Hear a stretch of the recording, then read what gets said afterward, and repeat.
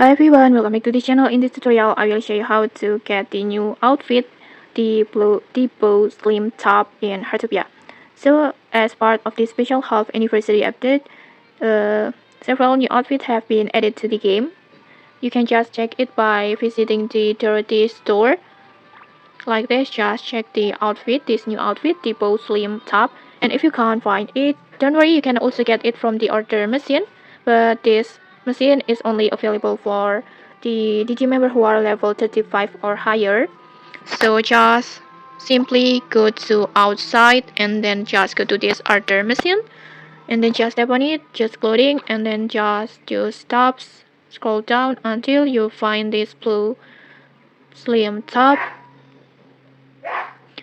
There is 4 colors on here. You can just choose the color that you want, and then next just simply tap order, and then in here you need you can order it by using this order ticket.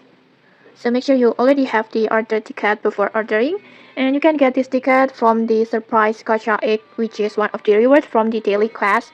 You can get this egg from the daily quest, and then after placing your order, you will need to wait until 7 days on here.